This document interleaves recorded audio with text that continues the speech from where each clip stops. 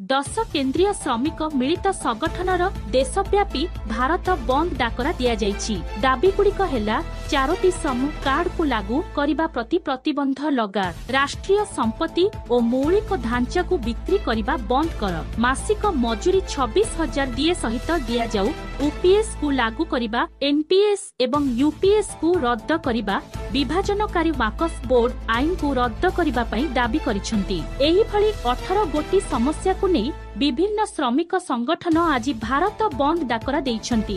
सकाळ 6टारू रायगढ़ कपिलास छक निकटरे INTUC, AITUC, HMS, CITU, AITUC, AICCTU, TUCC, LPF, SCWA, UTUC और स्वाधीन प्रार्थी समूह जोगदे विक्षोभ प्रदर्शन करी धारणारे बसिथिले।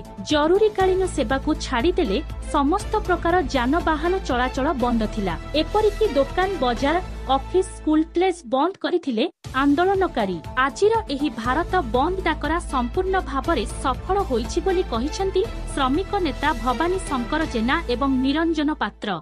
रायगढ़ारू गोपीनाथ गौड़ों रिपोर्ट, श्रीक्षेत्र न्यूज।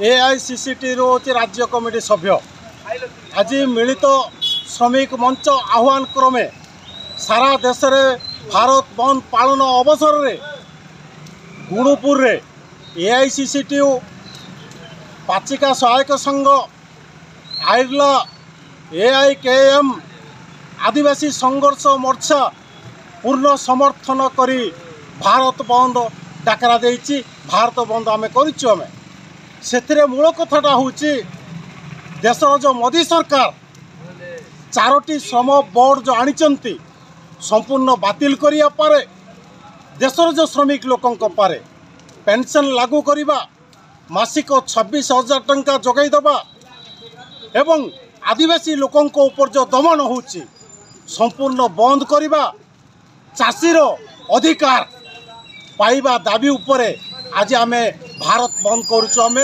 एवं चक्का जाम करुचु। मोदी सरकार को आमे सूचना दे दउचु 4टी श्रम बोर्ड बातिल जदि न करिवे, पेंशन लागू जदि न करिवे ताले तीव्रतरु तीव्र आंदोलन हबो। सेति पारे मोदी सरकार दायी रहिबे।